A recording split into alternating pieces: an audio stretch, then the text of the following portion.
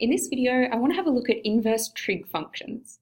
So the first important thing is that trig functions only have inverse functions if we restrict their domain. So when we were talking about inverse functions and introducing them, we were saying a function, the original function, has to pass the horizontal line test to be able to have an inverse function. And if you think about sine, cos, and tan, because they're periodic functions, none of them are going to pass the horizontal line test if we look at the function as a whole.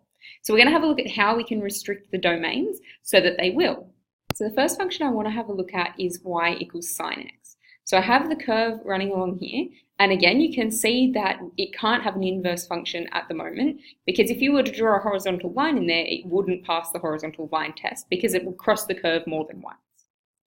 So there's a couple of different ways that we could restrict the domain, but there's one that's fairly standard. So what we're going to restrict it to is between minus pi on 2 and pi on 2.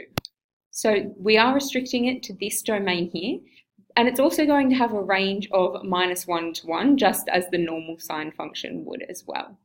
So the reason we've chosen this one is so that our function is monotonic increasing, so it's always increasing. We could have picked, say, this next section of the curve, if I put the original back up there, from pi on 2 to 3 pi on 2, where it's monotonic decreasing. Or I could have picked somewhere else where it's either monotonic increasing or decreasing. And there's lots of different places, or infinitely many actually, that you could pick. But the standard notation that we use, or the standard one that we use, is to restrict the domain here. So if we have a look at the inverse function, then we know that the domain and range switch.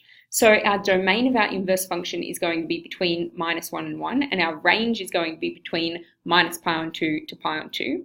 And we've already seen this notation as well. That's how we write sine inverse of x.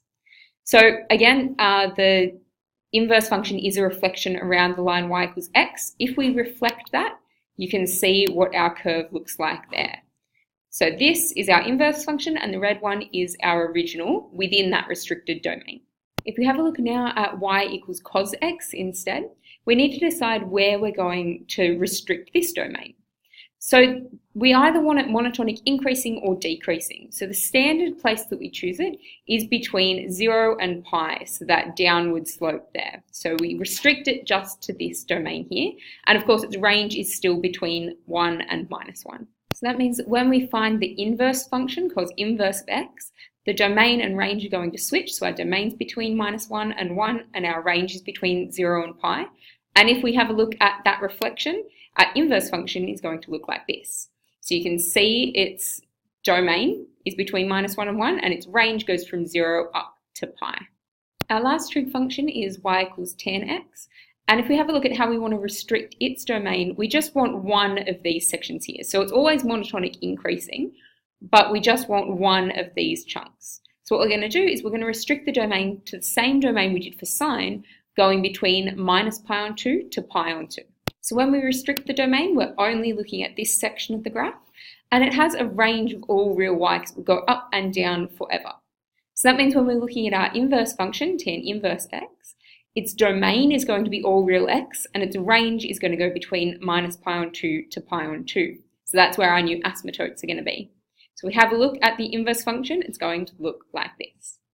So let's have a look at the inverse trig functions.